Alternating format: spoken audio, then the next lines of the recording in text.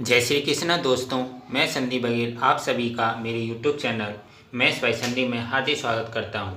आज हम आपको कंपाउंड इंटरेस्ट चक्रवृद्धि ब्याज पर आधारित एक कॉन्सेप्ट बताएंगे।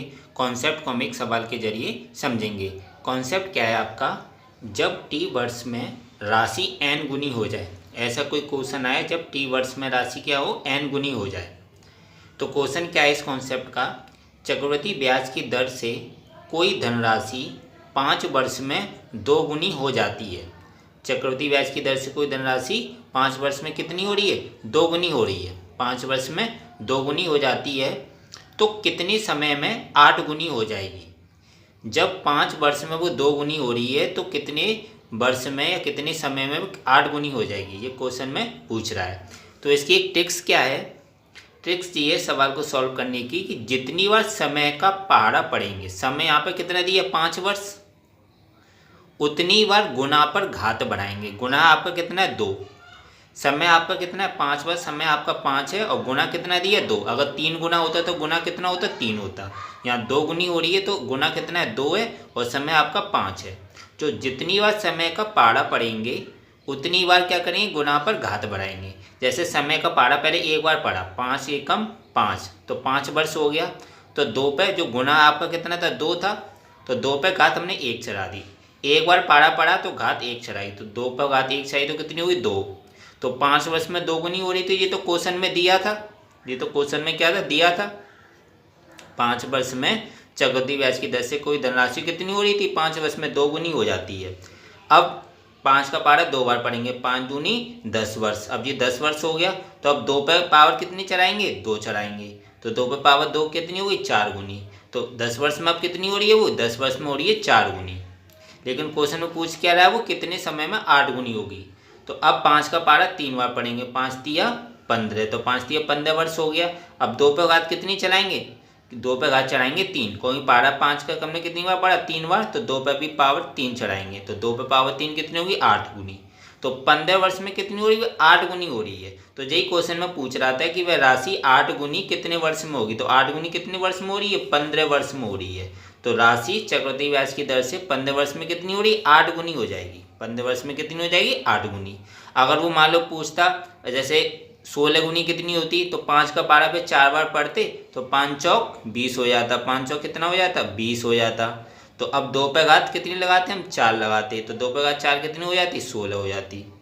तो फिर 16 गुनी कितने वर्ष में होगी, 20 वर्ष में।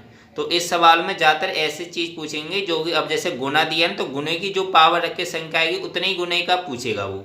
अब जैसे 2 पे ऐसी पावर रखेंगे जो 8 गुनी हो जाए, तो 2 पे पावर कितनी रखनी पड़ेगी 8 हो जाए, तो 2 पावर 3 रखनी पड़ेगी, तो 3 का 5 में गुना कर देंगे।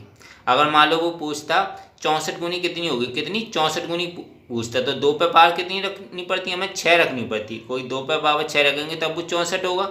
तो फिर 6 का किस में गुणा कर देंगे, 5 में कर देंगे। तो 5 छक्के 30, 5 का पारा 6 बार पढ़ना पड़ेगा, तो 5 छक्के 30, तो 30 वर्ष में वो कितनी हो जाएगी 64 गुनी। यहाँ पूछ रहा है 8 गुनी, तो 2 पे कितनी पावर रखनी पड़ेगी, 2 पे पावर रखनी पड़ेगी हमें 3, तभी तो 8 बनेगा। 2 पे पावर 3 रखा तो 8 बना। तो 5 का पारा कितनी बार पढ़ना पड़ेगा 3 बार। तो जो वर्ष दिया उसका पारा कितनी बार पढ़ना पड़ेगा हमें 3 बार। तो कितना हो जाएगा 5 तिया 15 वर्ष। ऐसे ही हम डायरेक्ट निकाल सकते हैं। काफ़ी अच्छा कॉन्सेप्ट है, एक शॉर्ट ट्रिक्स है।